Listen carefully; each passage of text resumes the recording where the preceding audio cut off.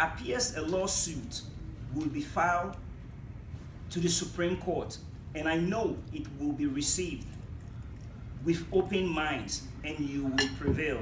I also know that you are a capable-minded person and people speak nicely about you, at least here and there when I speak to them on the phone. My writing to you is to clarify a problem that is engulfing here in Chicago with the Ghana National Council. For your information, I sued them to recover my money. I will brief you extensively later why I did that. Sometime last 2 weeks, I was in a mediation meeting with a committee set up to mitigate the lawsuit when your name came up. It was alleged that during the last Ghana Fest, for which you sponsored, you gave them 17,000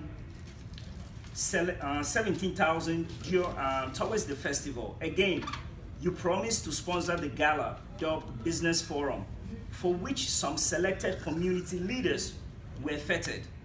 The cost of this was 9,000. The reason I mentioned this was the Vice President of Ghana National Council and the real community leadership were not invited nor informed of this gala. According to the VP, the President collected the check from the Treasurer to pay for this event, even though you pledged to pay for it. Besides, the entire council was not informed. Now they are fact-checking if you did pay for it or it was supposed to have come out of the 17,000 you gave them. I took a step back into how things were going on because the NDC political apparatchiks here in Chicago have once again hijacked the council, and I didn't want to intervene.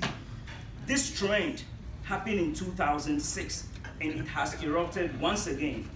Please note, I am not raising red flags here. I promised the committee to fact check from you because I had your contact and they urged me to do so. They have called 2 times to check if I have heard from you. Please do let me know what you did and I will pass the information on to them. Have a nice day, sir. Sincerely, John Henry Asabil. Okay, now, here's Mr. Ndum's response. Mr. Ndum's response was pretty much like, excuse my language, go pound sand. Like, this is the response.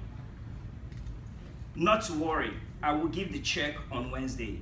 Don't need the mindless quarreling. It is business that brings me to Chicago. I don't know what is going on between Asabil and the president, the outgoing president. But by Asabil writing this, Asabil just undermined the whole of Ghana National Council. Next time, when it comes to sponsorship, you have to do a better job.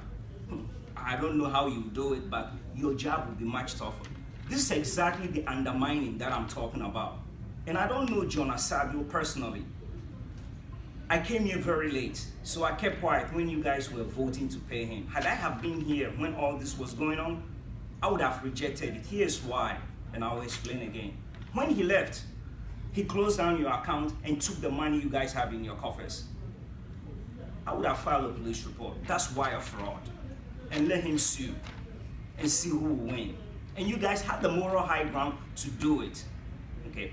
I share the frustrations of my sister here. If we can't do the right thing, don't even start. Doing the right thing doesn't mean you do the right thing when it's only popular. You have to be able to do the right thing even if it's unpopular. That is character. That is courage. That is commitment. But undermining each other, this is an insult. Come on, how low can we stoop as people? When other people have their own hall, we always rent. All we know is too long. Oh, let's do this, let's do this. Yeah. The French-speaking countries are doing it way better than us, and we are hung up on 60 years celebration of our Independence Day dinner. 60 years, what have we done? Indian independence around 48, way ahead of Ghana. The time difference between India and Ghana's independence is only a decade. Singapore, the Malaysian countries. As long as we keep undermining each other here, this is a waste of time. We might as well disband this and go do something else. Thank you all for listening. Thank you, Thank you. Mr. Mr. Thank you.